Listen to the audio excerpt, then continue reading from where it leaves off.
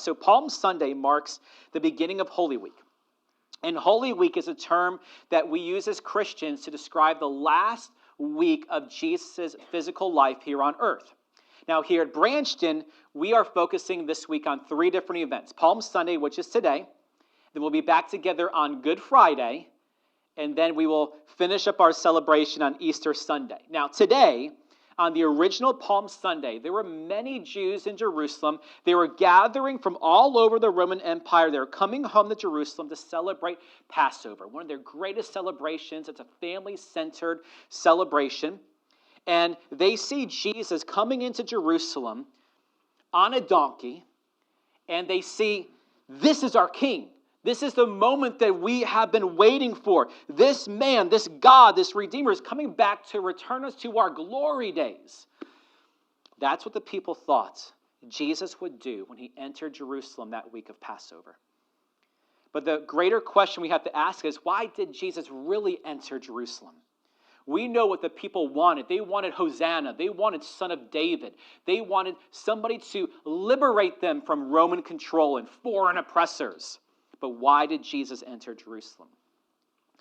As we read that Vernon brought you through a moment ago, we see Jesus the very same day leave Jerusalem. And he goes to Bethany, which is a village right outside of Jerusalem. And he leaves Jerusalem to see some dear friends that he loves one final time before the continuing events of the week. And during this trip, I don't know if you heard this, I love it when Vernon says it this way, but Mark tells us that Jesus wasn't just hungry, that he was hungry, right? I just love his North Carolina accent. But I don't want you to miss this detail. God became hungry. God doesn't need anything. He doesn't need you. He doesn't need me. He doesn't need a sunrise to inspire him. He doesn't need anything. But God became man, and he hungered. This means that God is intimately aware with your condition, what you are going through today. So we heard that Jesus, on this trip to Bethany, he sees a fig tree in the distance. And he comes up to this fig tree, and he finds it full in leaf, but there's no fruit. And then strangely, we see Jesus, very seldom does he curse people or things. But Jesus curses the fig tree right here. Mark tells us it's not even summer yet. This is the week of Passover, somewhere March or April. Figs are for summer. Jesus curses the fig tree, goes to Bethany. Next day, he re-enters Jerusalem. We see a lot of things going on. Cursing of the fig tree. Then he goes to Jerusalem's temple, which is the center of Jewish faith at this time. And as he entered the temple, he saw that this temple, this place that symbolizes experiencing God, has become a place of commerce. There are buyers, there are sellers, there are money changers, and there's a lot of busyness and a lot of activity this day in the temple, but there's no religious devotion. Instead of being a place of worship and prayer and experiencing God, it was a place of commerce. And we have to ask, why does Jesus curse the fig tree and then clear the temple of commerce? And your pastor thinks that this all has to do with forgiveness. And this all has to do with what a fig tree represents. Zach, can you go back to the original fig tree before it was withered? And I really want this for our kids to see because they're in with us this morning. This is kind of like an artistic representation of what a fig tree during this time would have looked like. It looks pretty good, right? I wish my trees looked this good right now in April, recovering from all the frost, the past couple months. In the Jewish scripture, this was the word that Jews in the first century leaned to and trusted in to develop their faith, what they should believe about everything. Their scriptures, our Old Testament taught them that this fig tree right here, it was an image of them as a people. All right?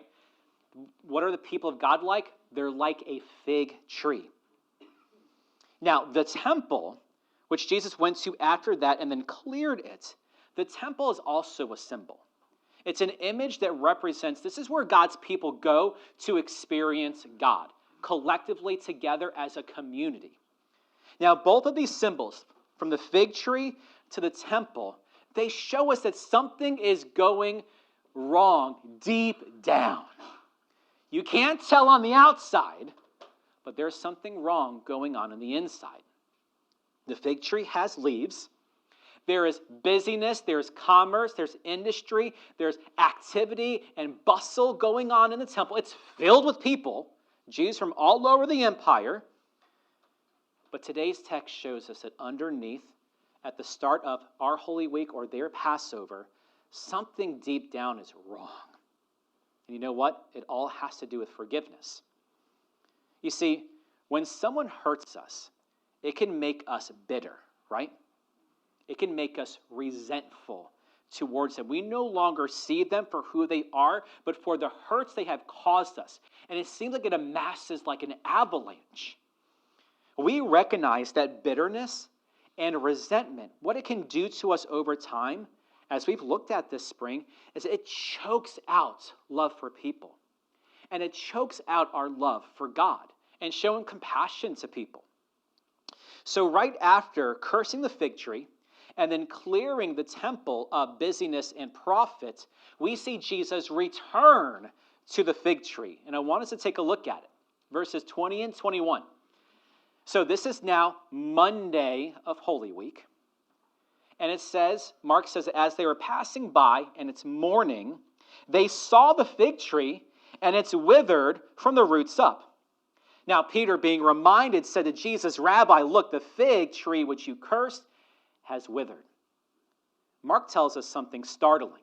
The fig tree has withered, not from the outside in, like browning leaves, and it kind of goes down to the bottom.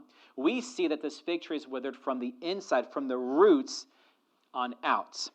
Now I want you to take a look at the image of what the withering of the fig tree would look like. If we can bring that up on the screen for our students, maybe for some of our adults too. Remember, this fig tree the day before looked good from the outside. It didn't have any fruit, but it wasn't yet the season for figs, for fig Newtons. This tree didn't wither from the outside in, it withered from the roots on up. And that's important to remember. This means, even though the day before it looked good on the outside, there was already something deadly going on the inside. We could not see it yet, but Jesus' word brought it out. Jesus uses all of this, a fig tree withered from the inside out, and a temple that's busy, busy, busy, lots of people, a lot of things going on, to speak to us about faith and prayer and forgiveness. And that's where we're going today on Palm Sunday 26. Let's get to our big idea, our proposition that I have for you for today. And it's this. It's a God-given faith in the cross of Jesus. It is the power that moves the mountain of unforgiveness. It's not whatever faith or whatever forgiveness you feel like you can muster. It's you relying on the faith in the cross of Jesus to power you to move mountains of unforgiveness. Now, over the past couple months here in Branchton, we've been considering an idea that the Bible teaches. Forgiveness begins with God. It doesn't begin with us. And because forgiveness begins with God, we don't have to wait to feel right for like the anger to calm down, to no longer feel bitter or resentful, to extend that olive branch of forgiveness. We don't need to muster up our own emotions to forgive those who hurt us. All we need to do is depend on God, who is our Creator and our Redeemer. And this spring, we've been thinking through the idea that in all of human history, the ultimately wronged person is not you, and it's not me. God is the ultimately wronged person in the relationship. And if compassion is central to God's heart, and if God can forgive us for all that we've done as His creatures, His image bearers, then we as a people have the God-given capacity to forgive. What I want you to consider today is that the cursing of that fig tree and the clearing of the temple has everything to do with forgiveness. So we ask, why does Jesus curse the fig tree? The fig tree looks good, right? I wish my trees in my backyard looked that way. And why does Jesus clear the temple of people? There are people buying, selling, they're preparing for Passover, getting their meals and their materials ready to celebrate with their families. Why does Jesus do this? And here's why. Because unforgiveness slowly withers and rots a person from the inside out. Even a place as great as the temple. Palm Sunday, though, it celebrates the coming of the King who will redeem his people from what ails us and from what rots us and what is withering us. And when Jesus arrived this day, he saw the people are not ready. Now, this is kind of crazy, right? Because this is their Super Bowl week. This is Passover. Jews from all over the empire are coming back to Jerusalem. They're getting ready to bring their Passover lamb for the forgiveness of their sins, enjoy Seder meal with their family, and yet they are still not ready.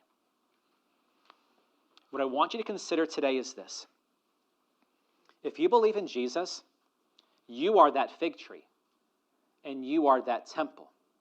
And what will Jesus find when he comes? As Jesus knows the condition of the fig tree or of the temple, Jesus knows your condition today. He knows if you are weary and if you are withering from the inside out. He knows that we may be busy doing a bunch of different things with a bunch of different people, but we are void of devotion to his Father on the inside. Now, why is this? I believe that one reason is unforgiveness that is present in our lives and in our hearts, and how destructive unforgiveness is. Unforgiveness will rot you from the inside out. But even more today, though we're going to take a look at how unforgiveness rots us and withers us from the inside out, we're going to get to hope. Because how does God restore people? What restores a fig tree? What restores God's people to their God-given glory? And the answer is God-given faith in Jesus, in his cross. Christ-centered faith, empowered by the cross, is what you need and it's what I need to move the mountains of unforgiveness that can root into and rot out our hearts. Let's go ahead and get started. So the first thing that I want you to see as we begin to go through this text is that God-given faith is the power behind forgiveness. This has been a motif this spring. It's been all about what God does in us that enables forgiveness. Now, we've been thinking through two ideas this spring. Number one, forgiveness begins with God. And then number two, that God, not us, he is the ultimately wronged person in history. And if God can forgive, since he is our creator and he is our redeemer, that means we can forgive. And because of this, we don't have to wait for those emotions to muster them up to feel forgiveness. But the practical question is, how does this actually happen in a real, everyday sense? What is your and my greatest chance of forgiveness? Jesus uses a fig tree and a temple to teach us how and what our greatest chance is. Jesus teaches us that unforgiveness causes us to wither from the inside out, and that it chokes out our experience of God's compassion that we need to experience, that we need to show to other people, especially when we feel wronged. So how do we push past this? Let's take a look at Jesus' strange response to Peter.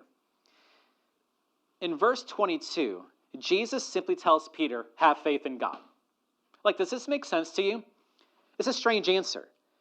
Peter sees the fig tree that Jesus cursed the day before. He points it out to Jesus, and Jesus says, have faith in God. What does one have to do with the other? What does Jesus mean by this? And I think it really hinges on what we believe and what Jesus means about the word faith.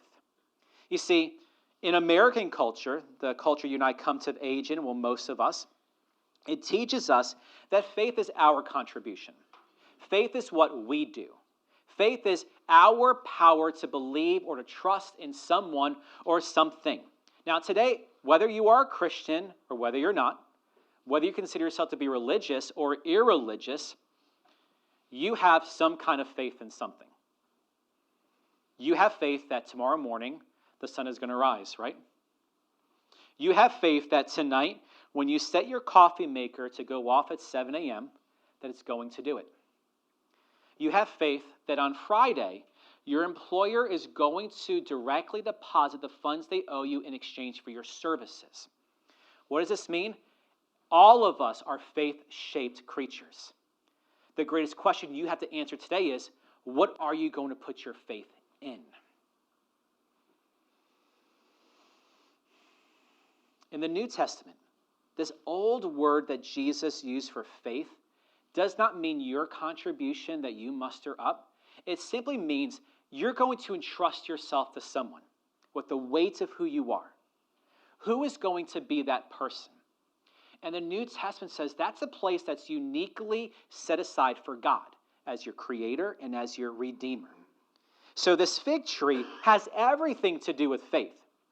A fig tree withers because it does not entrust itself to God. A fig tree flourishes because they entrust themselves to God. Remember, fig trees are symbols for you, God's people. So faith is not your power, your contribution, your will, or your feelings. Faith, as we spoke about this past Wednesday night, is a gift and a contribution of God and His mercy. What we need to see today is this, is that faith is actually the power behind your forgiveness.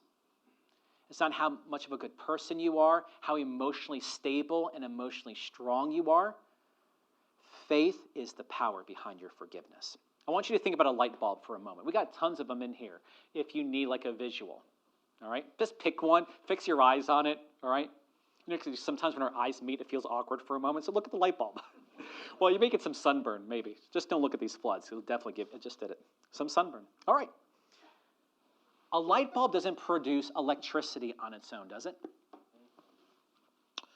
It depends on power outside of itself to shine light, to live out its function and why it was created and manufactured. A light bulb must be connected to a light fixture that can receive electricity from a power source. The gospel says you are that light bulb, and I'm that light bulb. Faith is the fixture, and God is the power source. Do you get that? You are the light bulb, God's the power source, and faith is the fixture. Which this means you do not produce electricity on your own. But you know what? That is what our culture has taught us, right? You muster up the faith. You have to believe. Instead, the gospel says you just have to entrust yourself. You just have to depend on someone, the full weight of who you are. And the gospel says God's that person because He is full of grace and compassion and mercy. So when Jesus responds to Peter and just says, have faith in God, Jesus is kind of asking a question underneath this. Who or what will you depend on to power your life? And you know what America runs on, right? America runs on Duncan.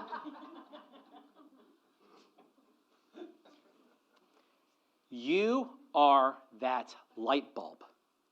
And you need to be connected to some kind of power source to get you through. So what power source are you going to connect yourself to? What I'm here today to tell you on this Palm Sunday is that every other alternative energy option will fail you. Except one. The one that has lived forever. The one that all power sources depend on, which is Jesus Himself. Let's get to our second point now. Now let's get to this mountain of unforgiveness. What we're going to see as Jesus continues is that God provides the power. All right, we're connected, so God provides the power to conquer this mountain of unforgiveness. And He provides that power through prayer. So this spring we've been learning that forgiveness is more than just telling someone who's hurt you, I'm fine, it's okay. And it's more than just moving on as if that person did not speak to you rudely and just sweeping it under the rug. Forgiveness is more than just choosing not to confront that person, or, if you're Terry Blevins, devising these machinations of what she's going to do to somebody when she's hurt that she never carries out.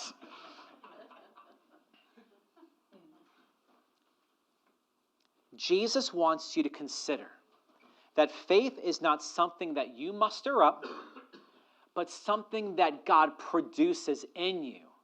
As we looked at Wednesday, God allots and measures out faith, not us. And what I want you to consider is that God-given faith is the power behind your forgiveness. Your greatest chance of forgiving someone for the anger, the hurts, the bitterness, or the rage that you have is finding your sins forgiven in the cross. That's your greatest chance. Everything else is just monopoly money in the game of forgiveness. Now, one of the principles we have learned this year is that the forgiven, can you say it? The forgiven, forgive. Those who experience forgiveness with God, it may take a day, a week, a month, a year, or for some 10 years, as we've heard some stories, Christians will eventually extend the compassion and forgiveness that they first experienced in Jesus. Christians have been forgiven an insurmountable debt. How big? 10,000 talents, we learned this spring. That's the size of a mountain that you cannot climb. God-given faith answers the question of how is it that we are able to forgive others. God-given faith is the power behind how we move the mountains of hurt and resentment and bitterness in our lives. So let's see how Jesus explains this, and then we got to figure out what all this means. Verses 23 and 24.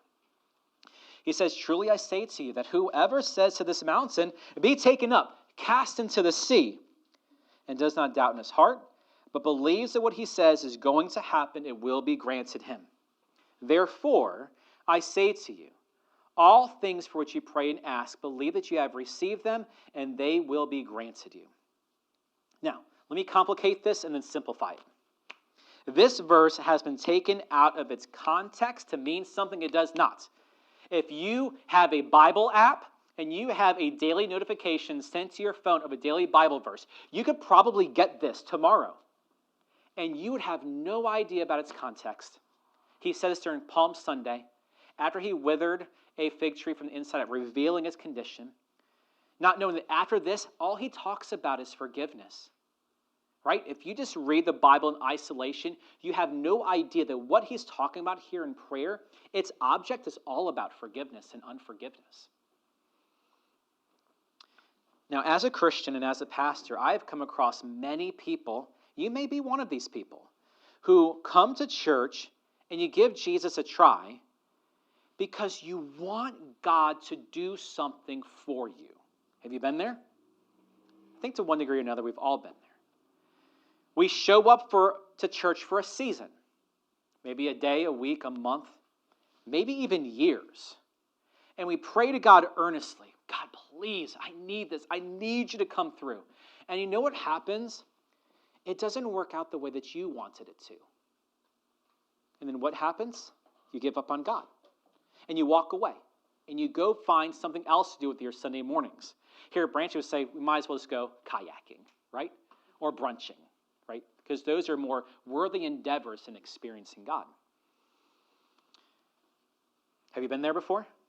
I think we've all been there before. You become angry, bitter, resentful towards God because God did not do what you wanted him to do in the way you wanted him to do it. And that hurt, that bitterness, that resentment, you know how it can function? It can function like an immovable mountain. You can try and push and just shove, shoulder that mountain all day long with all of your strength.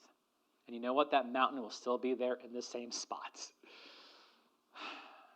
And what we need to realize right now, just like the fig tree and just like the temple, Jesus is not talking about a literal mountain. He's talking about the image of the mountain of unforgiveness that resides in our hearts. Now, I want to talk to our students for a moment. There's a couple with us today. I want you to begin to learn over time, like you are going to get hurt. You're going to be angry with people that you love. people that you really care for, you want to spend the days with. And sometimes that hurt can cause you to feel bitter with them and resentful. Like when you see them, something happens in your heart. Your face gets red. Your breathing gets really short. And we want you, in your time here in our church, we want you to be able to learn, what do you do with that? You're going to get angry. You're going to get bitter. You're going to get resentful. And what do we as Christians do? Do we pay them back? Do we think of some plan of revenge to get them? Guys, like, no. I love it. Do we think of ways that we can hurt them back? Do we speak to them about our hurt? And what I want you to see, students and adults, is that God promises to be there for you in the hurt. Now, what's human is that usually when you're hurt, you don't want to be around anybody, right? Let me be by myself. But in the midst of that feeling, God says, even when you're hurt, even when you're angry, even when you're bitter, even when you're resentful, I want to be there with you. See, God's always with you. He's always with you, even in the bitterness and the anger and the hurt. And what I want you to see is that God promises to be with you and to be the power behind forgiveness. Jesus took the cross. And in Jesus and because of Jesus and through Jesus, that means if you depend on him, you're going to have the power to see that person again and to really talk to them about how you were hurting. Why? Because we're fig trees. We are the image of God's people. We're the church. So how do we not wither from the inside out? We entrust ourselves to God, who gives us the faith to fight against hurt and anger and bitterness and resentment. We trust God to provide the power to move that immovable mountain. Now, how does God do this? He does it through prayer. And we want you to be able to begin the process that, unlike us, when we're hurt, we don't want to talk to people. When you're angry and bitter, resentful, God wants you to talk to him. He wants you to experience him. You are the light bulb. God is the power source. And faith is the electricity. But prayer is that connection point, that conduit, that the electricity is sent through. You see, prayer, we did a series years ago on prayer, and I told you that prayer is so much more than asking God for things. And you're like, what? That's all I do in my prayers. Prayer is experiencing God. Now, I don't mean to diminish. God is your Father, and you are his adopted son or daughter if you are a Christian. The old adage that Keller says, who dares wake up a king at 3 a.m. but his child, right? He has another kind of funny extension of this. This is so ad-lib right now. That's okay. Who wakes up a president at 3 a.m.? Now, if it's one of his staff, he's in trouble, right? If the vice president knocks on the door at 3 a.m., he's in trouble too. You're fired. Even if his wife wakes him up at 3 a.m., he's probably going to be cranky. But the child wakes up and says, Daddy, can I have a glass of water? Of course, he gets up. Prayer is experiencing God. And I don't mean to diminish asking God for things. Prayer is the experience of electricity. It is the experience of God through prayer that gives us faith to move these mountains. Augustine says it this way in one of his sermons. He says this, faith works by prayer. You know how much I love Augustine. By faith, mountains are moved. It's not that the mountains obey man, but that God works through the faith of man. See how he distinguishes that? Faith is not your power to move the mountain. Faith is entrusting yourself to God that he's going to move the mountain. Prayer is the conduit by which electricity is sent from the power source to the light bulb. Prayer changes us, and God changes everything. Or consider how Dr. Keller says it. This was in his prayer book, which we took a look at a couple years ago. Dr. Keller says that the purpose of prayer is not to bend God to our will, but to align our hearts with his. You see, for a light bulb to experience electricity, its wiring has to align and connect with the power source. It must be plugged in. Where do all of these lights go to? To that connection point right there. And if I unplug those lights right now, no more electricity flowing through the bulbs. For you to experience the power of prayer, your heart must align with His. Now, I don't know if you've ever taken a plug out and you try to plug it back in, it doesn't quite go back in because the prongs are kind of just out of alignment. You got to push it back in. I think prayer does that. Prayer is one of the experiences where we realize we can't get plugged in with God right now, and prayer kind of pushes us back in so we can plug in to the power source. Now we are beginning to see the link between Jesus saying, have faith in God, to moving mountains through prayer. Prayer is not our power to bend God to our will. Prayer is the experience where God aligns our heart to His. And who is God? Exodus 34, our first week of forgiveness. God is compassionate, gracious, slow to anger, forgiving iniquity, but He doesn't leave the guilty unpunished. Prayer is how God aligns our hearts to His. And Jesus wants you to understand that unforgiveness, if left unchecked, is going to rot you from the inside out. You will wither from the inside out. Jesus wants you to see that unforgiveness is an immovable mountain, and you cannot move it on your own, but there's hope. What rots a fig tree is unforgiveness. But what restores a fig tree is God-given faith. So let's get to our application today. So this is our forgiveness in action, where I try to condense something into a statement that's bite-sized for you to consider to put into action today. And I think it's this. I think we need to see through prayer whether your experience of forgiveness, whatever that story is, whatever is going on with you in forgiveness, whether it confirms or whether it challenges your supposed faith in the cross of Jesus.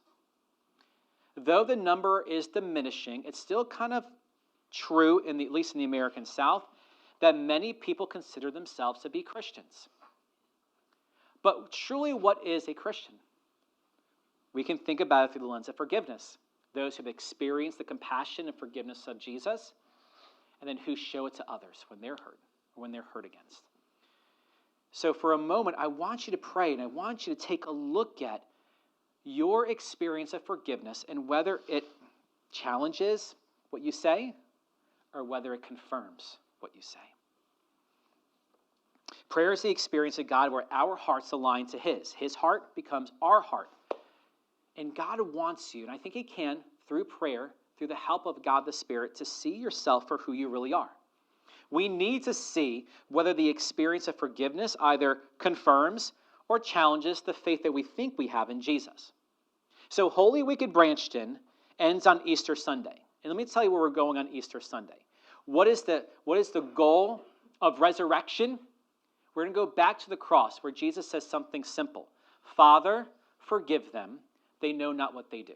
That's our focus on Easter Sunday. But today I want you to see that in trusting yourself to Jesus, what He did for you on the cross, it is the power to move the mountain of unforgiveness. Let's look at verse 25. This reminds us that the context of all of this, the fig tree, the temple, the immovable mountain, and prayer, it's all about forgiveness. Because here's what Jesus says. So whenever you stand praying, forgive if you have anything against anyone, so that your Father who is in heaven will also forgive you your transgressions. Now here you must remember, because we've tackled a saying like this before from Jesus this spring, and I told you a principle. Correlation does not equal causation. Correlation does not equal causation. Just because two ideas are near to each other, they could be cousins. It doesn't mean they cause each other. Jesus is not saying that your experience of forgiveness is dependent on whether you forgive others. And then you walk around every single day in your relationship saying, if I don't forgive this person for how they spoke to me, is God never going to forgive me? That's not what Jesus is intending here. Jesus is saying that your desire and your ability to forgive others is actually proof that God's working in you. That's what He's saying. There is a relationship between forgiveness experience and forgiveness extended. So your experience of forgiveness is either going to confirm or it's going to throw up some yellow flags or maybe even a red flag. It's going to challenge whether you entrust yourself to God or not, or you're entrusting yourself to other people or other things. So our application today is for you to take a moment and to pray to God and ask for clarity about your experience of forgiveness, and if it confirms or it contradicts your faith in Jesus. The power to move the mountain of unforgiveness doesn't come from you, because we are withering from the inside out, right? There's a reason why in country songs, there's lines that goes, "I'm not as good as I once was." We are withering from the inside out. We are decaying from the inside out. You are a light bulb, and you need a power source. And you can't move the mountain of unforgiveness on your own. The power to forgive comes from the cross of Jesus. The cross is the connection point. It's what binds faith together. So Jesus entered Jerusalem on Palm Sunday, and he took the cross on Good Friday, and he was resurrected from the dead on Easter Sunday to secure forgiveness. At the cross, Jesus moved the mountain of forgiveness because only God's strong enough to do it. This is how God forgives us, and this is how God forgives others. Jesus took the weight of our unforgiveness, all that hurt, all that shame, all that bitterness and resentment. He put it on his shoulders. When he was done suffering for it, he said, "It's finished." And he gave up the ghost. Why? So you can be renewed today from the outside in and then from the inside out. Why? So the weight of unforgiveness that you carry around, instead of just keep picking and picking and picking at that person, you can leave it at the cross.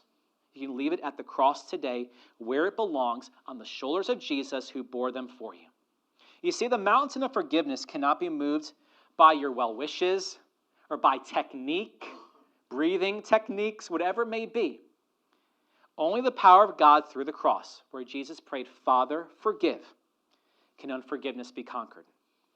Jesus carried the mountain of unforgiveness so that by faith in what he did for you on the cross, you can experience forgiveness with his Father, and then you can forgive your fellows. So this morning, I want to wrap up before we get to the offering and then, of course, the yummy food.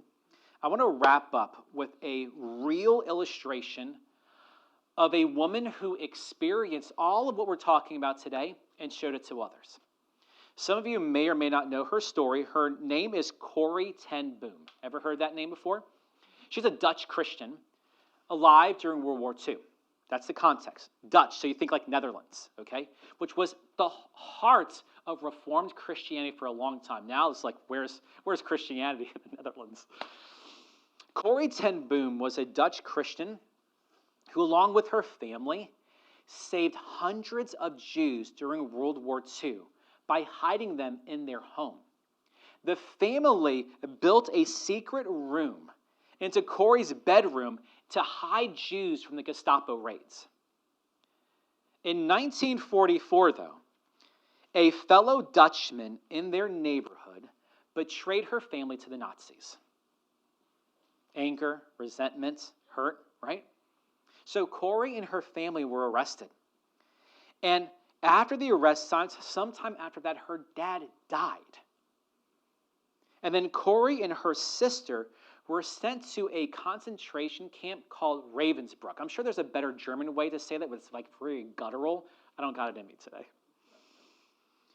But that same year, Corrie's sister passes away. Dad gone, sister died in concentration camp, ratted out by a fellow Dutch neighbor who may have been Christian in name. But after World War II, Corrie made it the purpose of her life to help people who have survived Holocaust. And she established rehabilitation centers for Holocaust survivors. Her work focused on forgiveness. Around 1947, she tells a story of a time that she was speaking in Munich, Germany, to a church. And of course, the topic was forgiveness. This was her ministry. And then after church, a man approaches her. Typically after a church service, people go up to the person speaking and say, "Great job," or "Can you cut it a little bit shorter next time?" But after church, a man approaches her. And it's one of the guards from Ravensbrück, the concentration camp where her sister died and where she was imprisoned, simply for helping Jews escape death. Now, all comes from her book, The Hiding Place. You should pick it up. But Corrie, I'm going to narrate some things that Corrie said in The Hiding Place. She says, and that's when I saw him working his way forward against the others. One moment I saw the man, overcoats, brown hat, and the next moment he's wearing that blue uniform with the visor, with the skull and the crossbones on it. She's right back in Ravensbrück, even though it's years later. The memory of her captor floods back. So the man approaches Corrie, and he tells her, I've become a Christian. Now, some would say, we'd be like, that's a get-out-of-jail-free card. Yeah, right. He needs justice, right? And he says something like this. I've become a Christian since that time. I know that God has forgiven me for the cruel things I did there to you. But I would like to hear from your lips as well. And I may butcher this, but he says, Floreline, will you forgive me? And Corrie says in that moment she froze. Now you can imagine, right? Especially those of you who are non-confrontational. She freezes. And she describes that moment went on forever. She remembered the betrayal. She remembered her dad passing away, her sister passing away, the suffering she experienced at Ravensbrück. And she writes, and she says something like, I just stood there. I, whose sins had again and again been forgiven, and I could not forgive. Real example.